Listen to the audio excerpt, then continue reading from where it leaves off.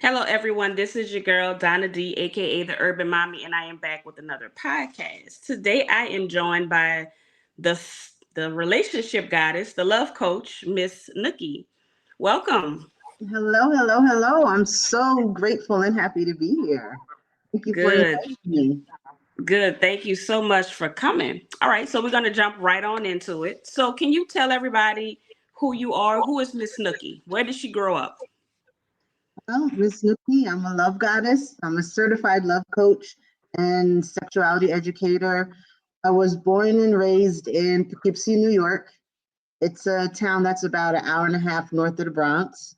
Um, my parents are Jamaican, so I was raised as a Jamaican in America. That's what I like to tell people. Like culturally, I was raised as a Jamaican just here in the US. And I went to college in DC. I went to Howard. So that led me to be in the DMV, DC, Maryland, Virginia area for my entire adulthood.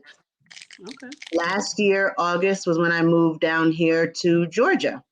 So I've become, I guess you can say I've become a Southern Belle. I'm a Northern Southern Belle. Right, you got a little bit of everything. Yes, I do. Mid, Yes, I north, do. and south. That's good. So that helps with that experience.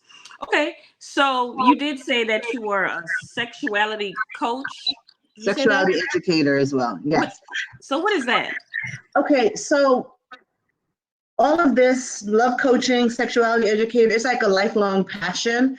When I went to DC, I joined back then, which I believe was like the original Facebook. It was called message boards within the dancehall community. And I was always the one posting about sexuality, posting, erotic poetry and, all that type of stuff. So I help couples to increase intimacy. I have like male friends from college who would call me and be like, "Hey, it's my wife or my girlfriend's birthday. What should I do?" So I've always been that type of person, that sensual person who can help people, explore their sensuality and, do different things and be comfortable with whatever it is that they're into. I used to have a podcast called Naturals Nook, which I called your cozy safe haven for all things sexual. And what I like to talk about most were the things that weren't deemed as societal norms to make people feel comfortable. Because I believe as long as you are embracing who you are, you should be comfortable with it. Society shouldn't determine what you should be comfortable with. As long as it's not pedophilia or bestiality, hey, as long as it makes you happy and you're living in your truth, I'm here for you. So that's what the whole sexuality educator thing is about. I've talked about kink, BDSM, spanking, how to choke, the amount of orgasms that men and women can have so that people can explore themselves and truly tap in. I think most people are really just having sex on the physical level. And it's so much more. It's so much deeper than that. If you really tap in, you can really have like those true powerful orgasms that I believe everyone should experience at least once in their life. So that's what I do in Okay. terms of sexuality. So that sounds interesting. So when you said that there's like a deeper level, like I understand, like I guess like on the mental thing. So how does one get to a deeper level? Is it like Well, you what get needs to to be a done? deeper level by truly knowing yourself. I like to tell people I'm 40 sexy. I'm a woman of age, and the older you get, the less you care about what other people think. Those body insecurities or whatever insecurities you had in your 20s, and your 30s, they depart. They're like no longer there. You're kind of like people's grandparents. You know how grandparents will say whatever, whenever, and there's not, Mm-hmm. that type of thing. So it's tapping into you, learning yourself. Especially for women, lots of times we depend on a man to make us orgasm. No, boo boo. You make yourself orgasm. If you learn your body, you'll be able to orgasm every time you're with somebody. But you have to know your body and you have to like free yourself free yourself from any fears, any hesitations. And when you truly tap in and free yourself, you have this whole body orgasm. So it's all about um, your subconscious. When you tap into your subconscious and your mentality about enjoying the moment, not thinking about the orgasm, but when you start to truly enjoy the moment, it just becomes better. And then when you're with someone, if it's you and your partner and both of you are truly tapping in, when you're looking at each other and you got that tantric breathing going on and you're in sync, it takes you to a whole different level of physical and this mental, spiritual, all that encompassed in one. And that's that true full body orgasm that anyone can have as long as you're ready to tap in. Wow. So this can all be done with the absence of love. I know sometimes people say it's different when you love somebody. Is that kind of what you're speaking of? It can. It's hard. It can. It Mm. can. But when you meditate and have you heard of the concept of chakras? Like Yes. all the different points that are in your body. So your sacral chakra, that's your chakra that's by your reproductive organisms and organs, and your sacral chakra, that's where creativity is. It's creative because that's where birth happens and everything like that. So if you do sacral chakra meditations, that can help you open up down there. If you sit at home and you start and you twerk, that's activating certain parts of you. So you can have these mind blowing orgasms by yourself, especially if you're into edging. Now, what edging is when you get yourself right to the brink of orgasm and then you stop, and you let your body settle down. If you do that 3 or 4 times, oh, trust me, you are going to have an amazing orgasm by yourself. And it can be done, with a partner. But yeah, if it's for self-exploration, you can get to that space. It just all depends on how comfortable you truly are with your body.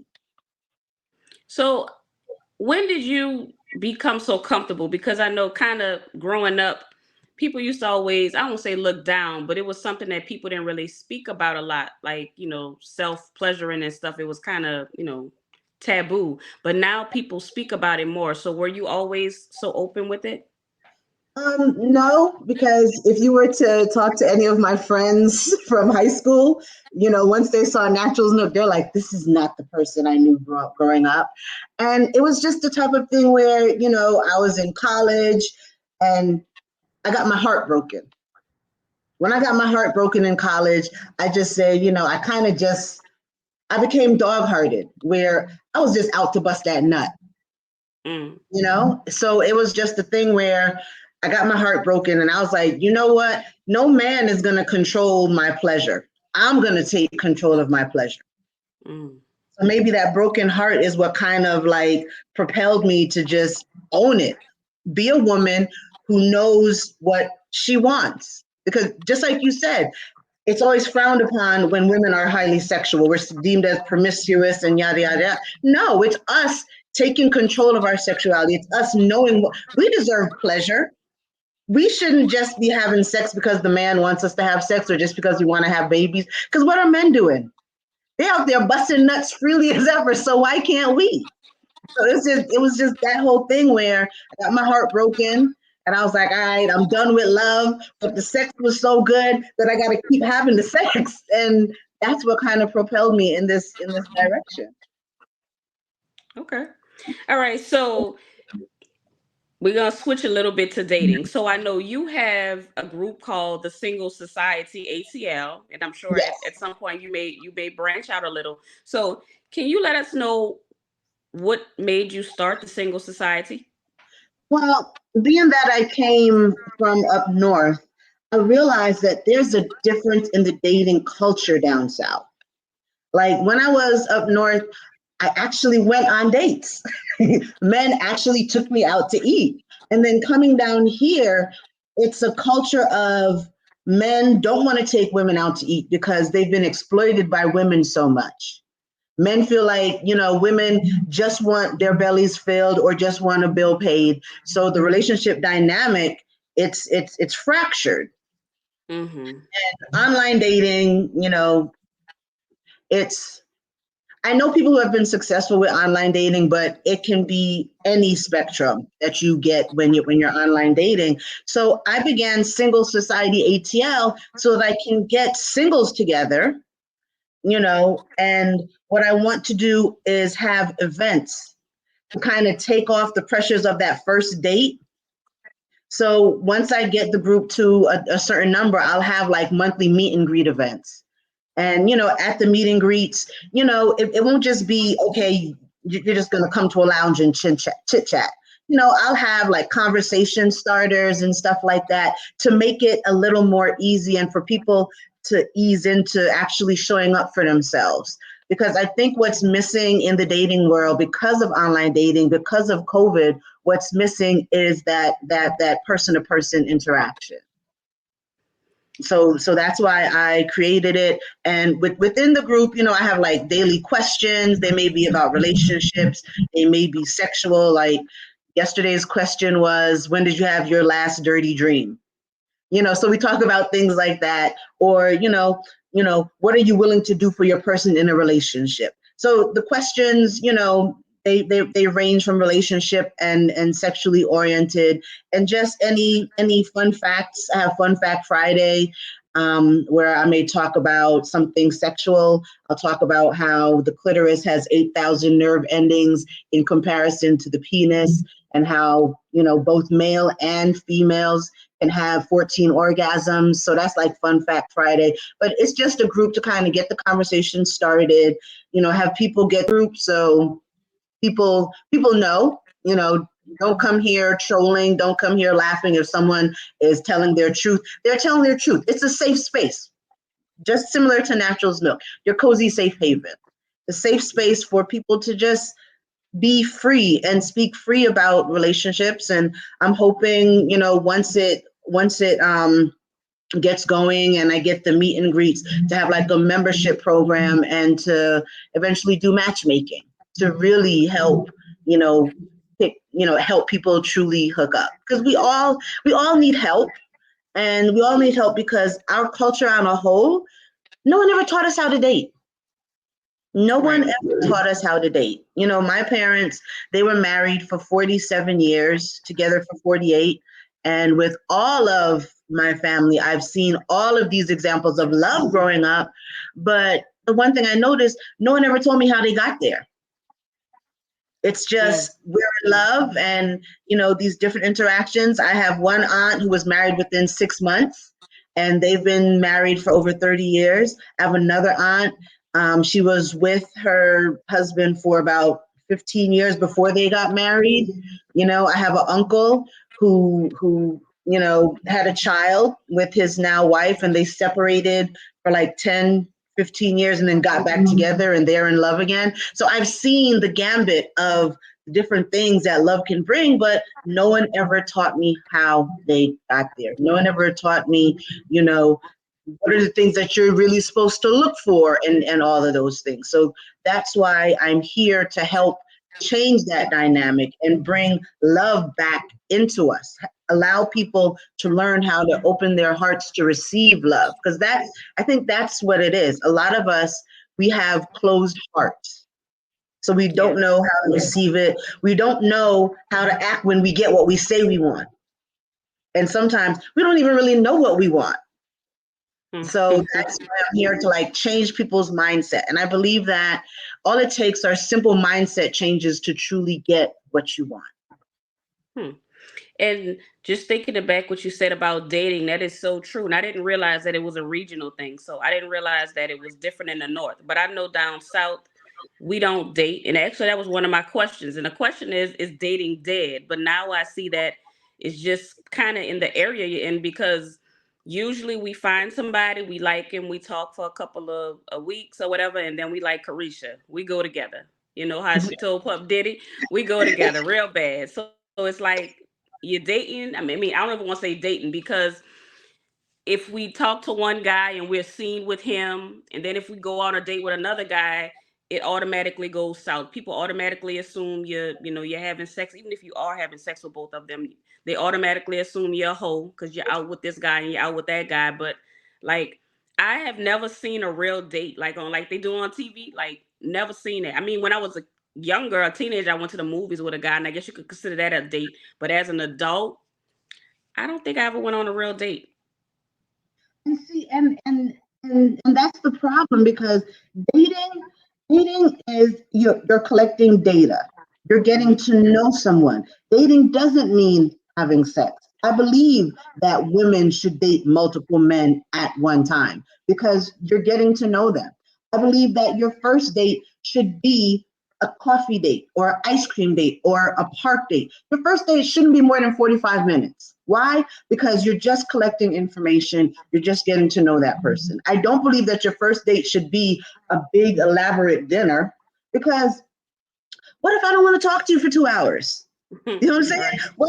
What if what we had in texting and phone conversation, what if that energy is different in person? I don't want to feel bound.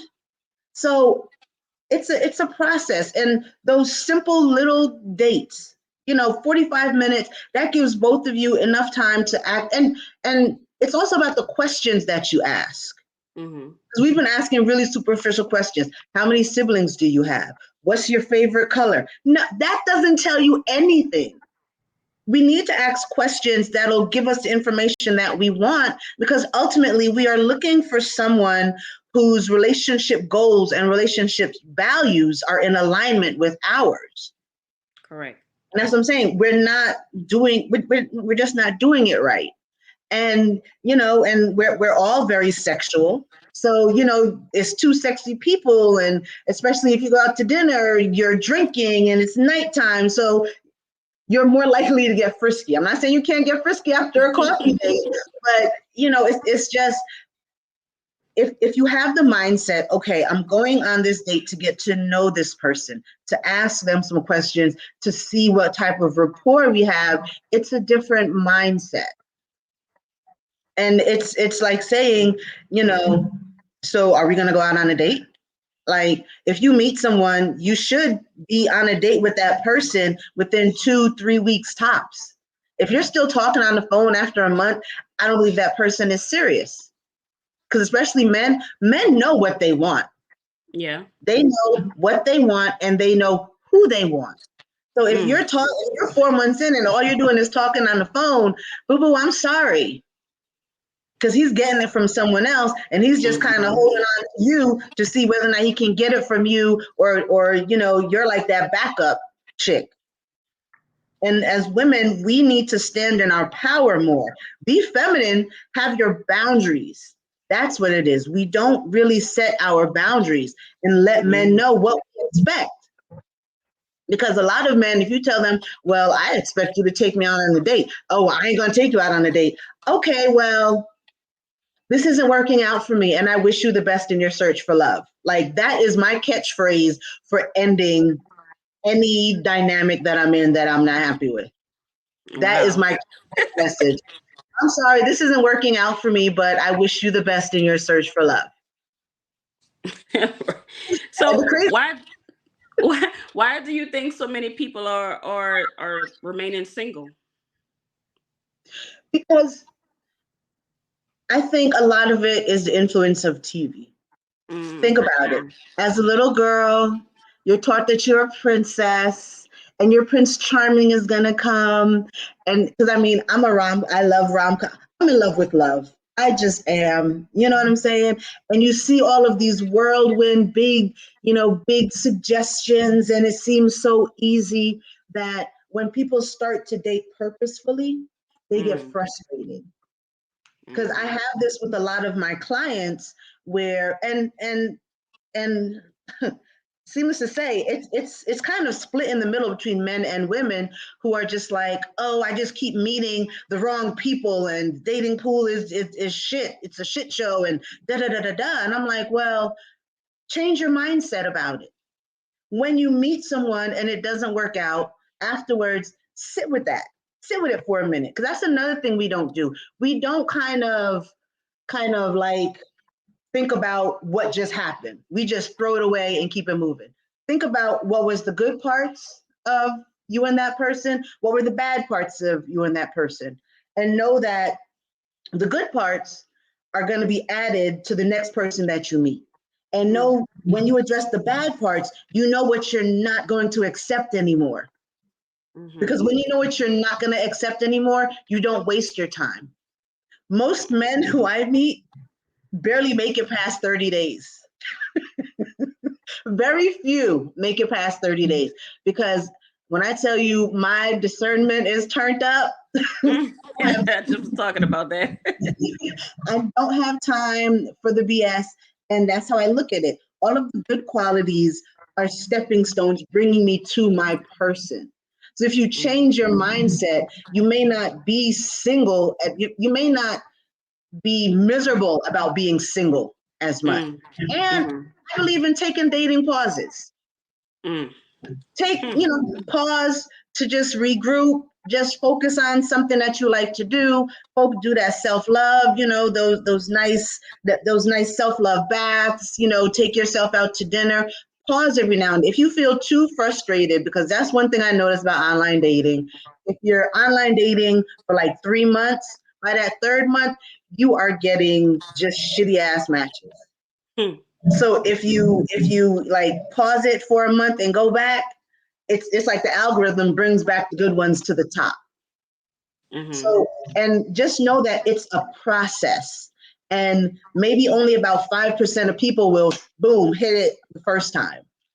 We all want to be in that 5%, but we're not.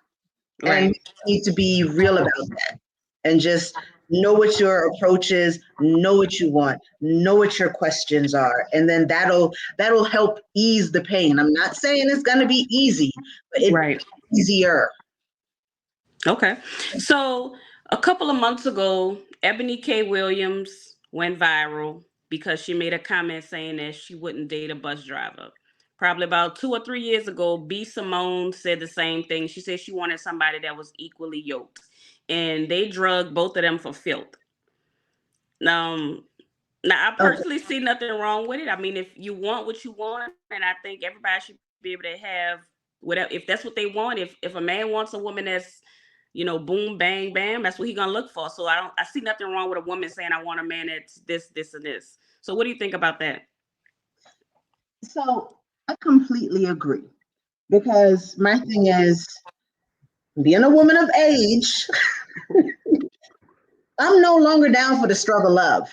When I was in my 20s, you know what I'm saying? It's fine to be in that struggle when you're in your, think of like Barack and Michelle Obama. Neither of them really had anything, and they built that together. Right. But it's another thing for me to have worked as hard as I've worked to get here, to be with someone who I have to provide for when I'm looking for a provider. Like, period. Like that's how I look at it. There's nothing wrong with blue collar workers, but I need to know, I live a certain lifestyle. Are you going to be able to continue that certain lifestyle that I live? And if you can't, I'm sorry. At this age, I'd rather be by I cannot do the struggle anymore, because I can struggle by myself. And so I just, I made this post in a few Facebook groups and men laughed at me. I said, because this is after the whole Tyler Perry thing about pay the bill. I said, men, do you date within your pay grade? And it's so funny because the wealthier men were like, well, if I dated in my pay grade, I wouldn't be able to date anyone. I understand you. I wasn't talking to you though, I was talking to the ones who only want to pay the light bill. Why do you want the woman who can pay for everything else? And then you want to be in that dynamic. You want her to pay for everything. You pay for the light bulb. And then you want us to submit to you? If I cannot feel safe and comfortable with you, I cannot submit. I believe every woman has the power to submit to a man who makes her feel safe and provided for. Mm. So find a woman who you can make feel safe and provided for that is within your pay grade. That's how I Yeah. look at that. And I mean, We people may drag me for that, but that's just the reality. Date within your pay grade. And yes, women aren't dating within our pay grade because we're not supposed to. We weren't meant to. We're supposed to be the nurturers. Yep. How can I nurture you if I've been worked 80 hours a week and took care of the children and I'm tired? Because that's what Exactly. happens in a lot of relationships. Yep. And you went to work for 40 hours too. So it's like I don't understand why men these days, I literally we had that same conversation. And my response was you gotta stay in your lane. Stay in your lane, know your lane and stay in it. If you think that you only want to do the 50 thing where you only pay this and pay that, then find a woman that's okay with that. But women want, like, that's just the way things go. We want a provider and we want a protector, because I know that's what I need, a provider and a protector.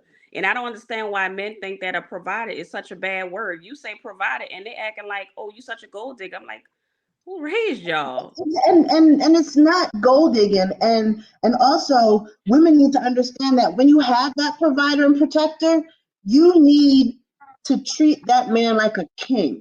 Because this is Of another course. thing that my male clients have said, they're afraid to get into relationships because they're afraid to be this provider and this protector and, allow a woman to live a certain life and not work. But then that woman doesn't do anything to show them appreciation. Mm. And that's something that we as women, we need to take ownership of that. What are you willing to Facts. do to pamper your man who is doing everything that you asked him to do? And if you want all of these extra nice things and you have a man who's willing to give it to you, you can't complain that he don't make time for you if he's working all the time because you asked for a whole lot. Mm-hmm. So we as women, we need to do our part in the dynamic to make sure that these men feel appreciated. Men Mm-hmm. don't say it, but telling a man, I appreciate you, I love you, it means so much to many of them. Mm-hmm. Buying that man flowers, saying, hey, I have a surprise for you. Meet me here at such and such a time. That means a lot to men, and too many of us are not doing it for the ones who deserve it. We do Mm. it for the boys, but we're not doing it for the ones who deserve it, and so they feel left out. So that's another thing that we as women need to change about ourselves is how we treat these good men, these true kings. We need to The treat them true right.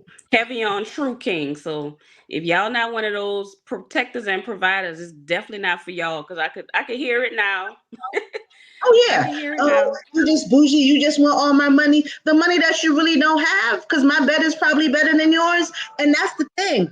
A lot of the ones who complain about women taking their money are the ones who don't got the money, because the ones Don't who have have it. the money have what is called disposable income. Mm. Okay, so when you have disposable income, you don't really talk that much about gold diggers because why? You have disposable income. You can lose some Right. money and it not hurt you. But if you talking about, oh, you just a gold digger, you just want all my money, that's because you probably got about $500 in your bank account, and you for your rainy day, so I can't help you. Right. That it. That is so true. So when we talking about men that do somewhat provide, should he just provide or should a woman have to ask? Closed mouths don't get fed. And if Mm. you are in a relationship, one of the main things that keep a relationship successful is called effective communication. Mm. You got to be able to listen to understand rather than listen to respond. Number one, you have to be able to speak to your partner, speak to them, not at them. Because as long as that communication is up there, you will be fine. But you have to be able to receive it. When I was married, when I was going through the divorce with my ex-husband, I looked at him. We were together for 9 years, married for 3. I looked at Mm. him. I said, in the 9 years together, have you ever rubbed my feet? Well, Mm. you never asked. I said, every time I would put my feet on your lap, you would just throw them off. You know, I mean, understand what the things that your partner is doing as well. You know, it's like be open to it, but talk about even the whole dating thing. Before I say I have a man, that means that me and that man had that conversation and said, I bet we exclusive now. We go together. Like Real bad. we both have said that. It's not me, oh, we go together because he was nice or because he hit that woo-woo spot. No, it's a conversation that needs to be had. You know, some people are better at watching and paying attention than others. Yes, but everybody isn't. And if you know your person, you'll know whether or not he's that type of person who's going to see that you want something or just watch how you move and know to get you something, or he has to be told, I want perfume.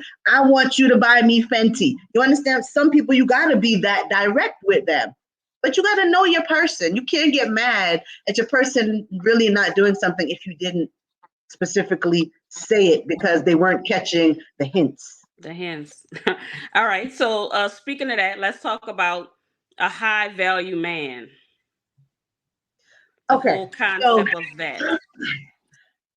well, the dude who brought up the high value man, this is what I was saying. This is a type of man where he may not be home every day at 5 o'clock for dinner because he is there creating this elaborate lifestyle, especially if you're not contributing to this elaborate lifestyle, you know? So you have to understand that he may not be there all the time. Now he may plan dinners all the time, you may go on vacation all the time, but that if your love language is quality time, you may not want a true high value man because then you're going to start to feel lonely and neglected, and he's going to be torn because he's like, okay, I'm trying to give you the lifestyle that you want, but I can't accommodate your love language at the same time. There's only 24 hours in the day.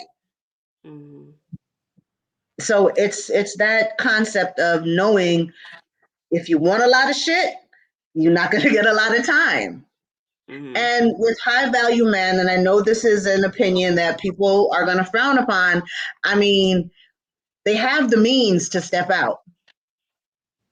And I'm not saying all of them do, but there is a percentage of them that they have the means to step out. And one thing I've noticed, many of us are okay with cheating if nobody else knows.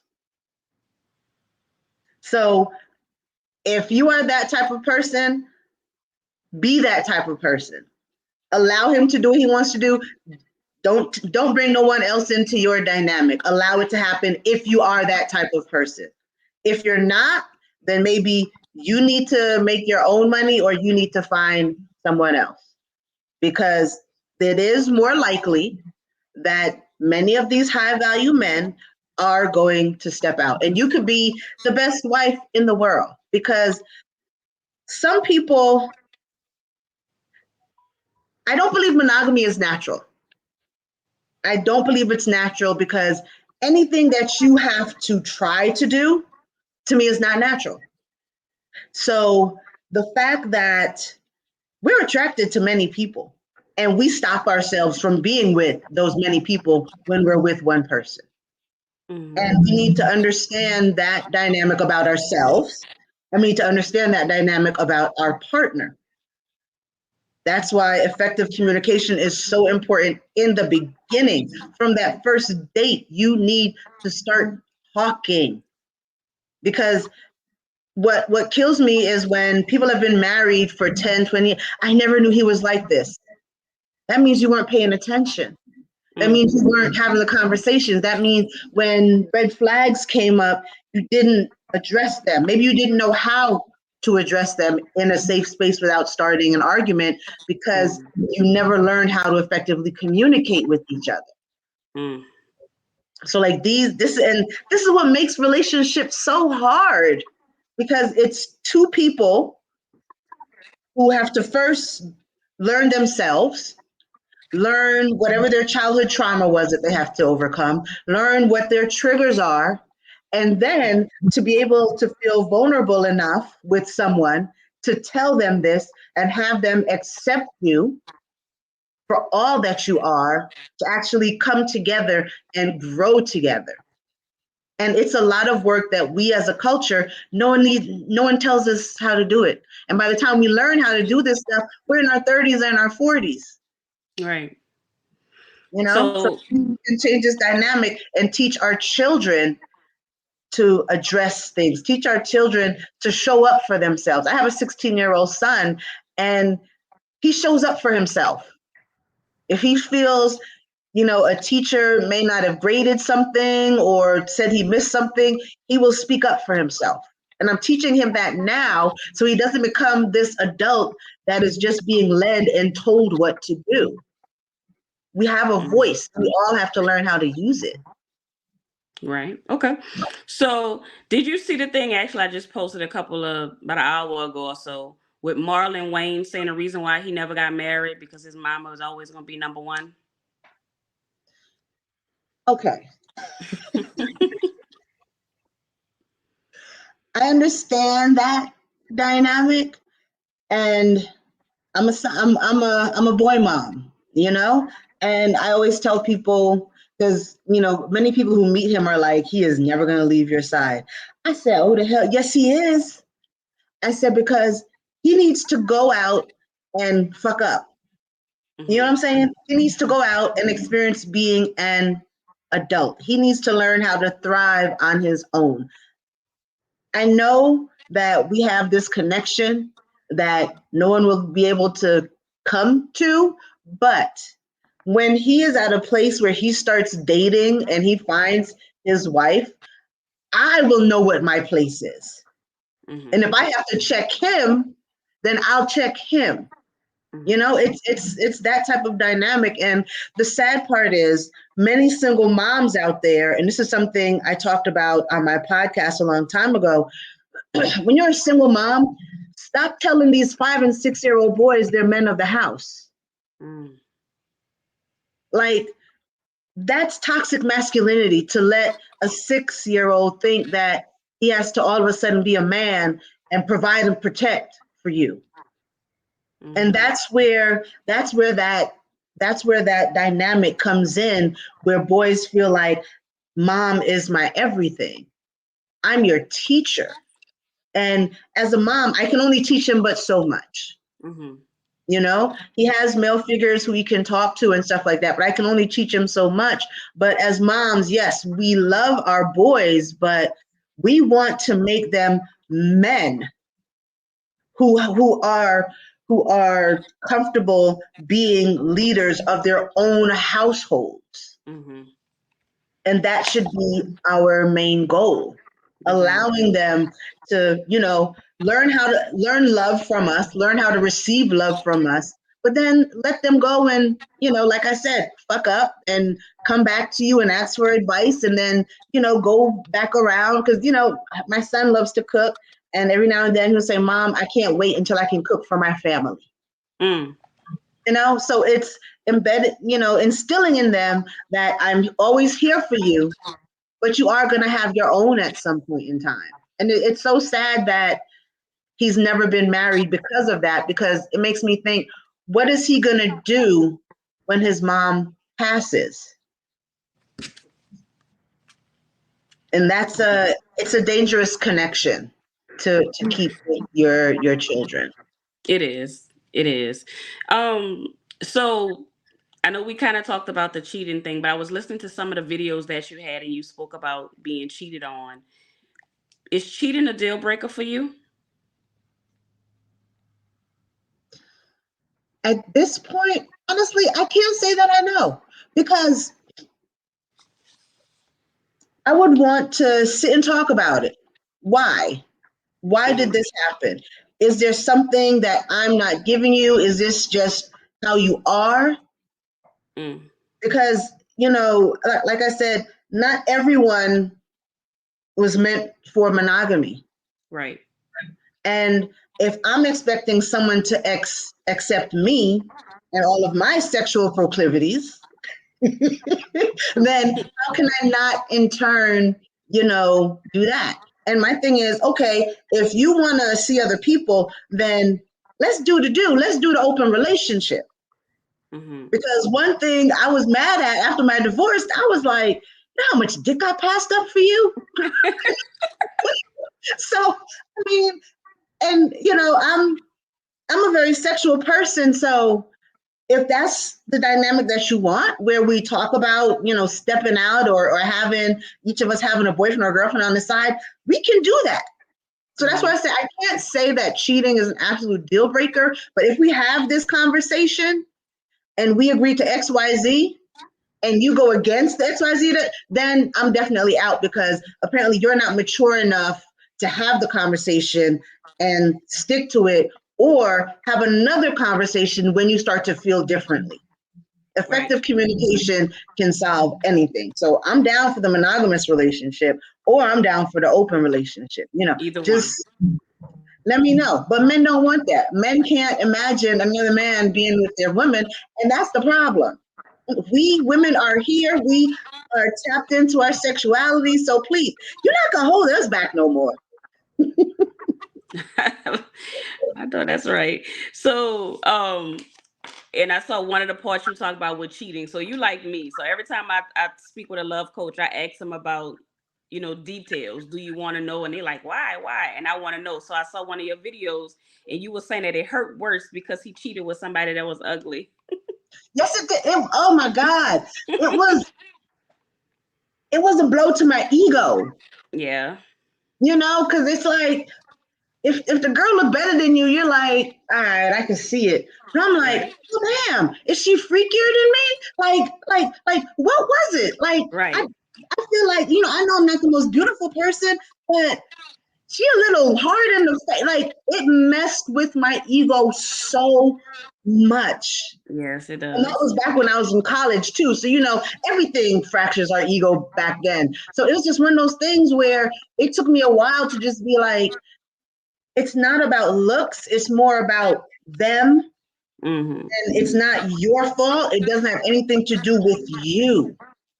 And it took me years To to get that. process that. Yeah, because it just messes with your ego, man. It does. And it takes a long time to get over that once that ego's been Damn uh it. tainted. Yeah. It That was my first time going into that whole dog-hearted stage where I was just like, man, I just want to do this, do this, do this. Because I was just, I guess you could say I was unraveling, because yeah. I felt like everything was going as it should, and just this whole curveball just came at me, and just kind of like Sonic when he gets hit and pling pling pling pling Bling pling. bling. Yeah, I was just all out of sorts, lost all of my rings. How you found out? So playing detective, um, me and a girlfriend, we were leaving a club one night, and I knew where she lived. And it's like 1, 2 o'clock in the morning, and his car was parked by her apartment. Oh, so you already knew that there was another person. I knew that something was going on, and I'm the type of person, I need hardcore evidence before I start acting crazy and all of Yeah. that. And that's how I found out. Do you check phones? No, I don't check phones, because I believe that what's in the dark will come to light, Mm-hmm. and it's going to come to you when you need to see it, No. when you need Right. to hear it. Like, if you go searching for it, your reaction may not be the best reaction. Because I think we find things out when we can process it and not end up in jail. Like, that's so I don't go searching for it. I just know that I my intuition may be tingling, and I may be like, all right, spirit, I need to know what's going on. And then right. something will be revealed to me, days later. So, It's and coming. then just being in a place of being able to bring it in, and knowing that I have a son, so I can't go to jail.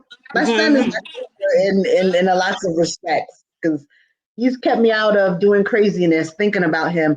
But it's just being able to deal with things on a mature level that's not gonna make you look like the crazy one, because that's what they like to do. They like to make They you do. look like the crazy one when they push you to do the craziness.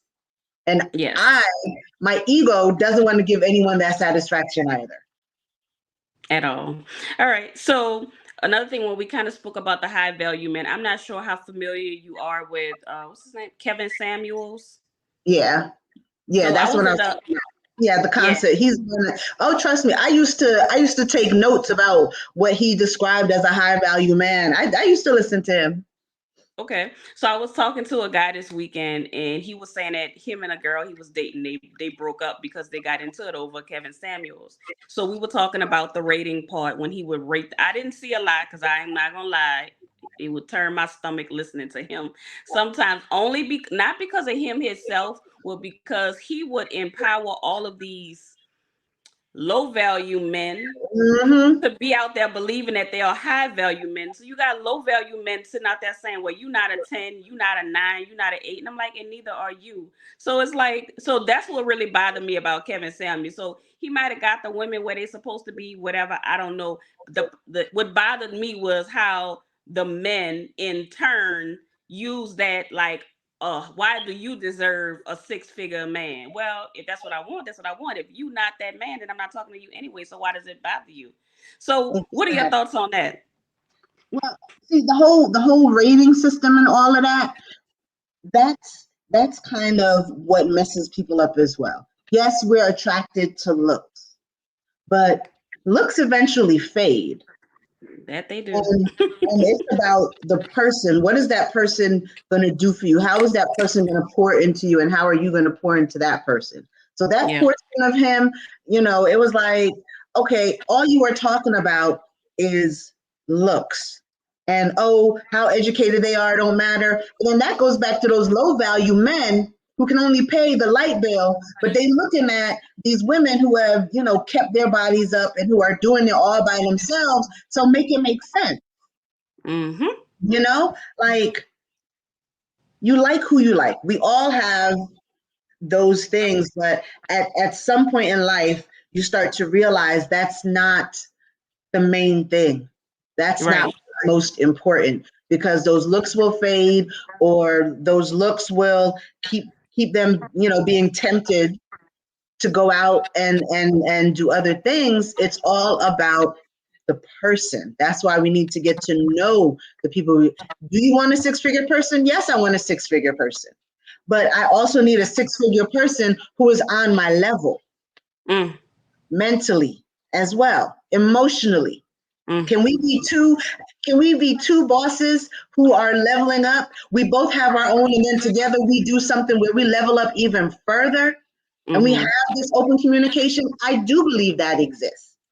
So Mm-hmm. it's not like we're looking too high up. I'm just looking for someone to meet me where I'm at so we can keep growing together. That's it. Gotcha. Gotcha. All right. So, as we come to the end, my favorite question that I like to ask is if you could go back and talk to 17-year-old Nookie, what would you say?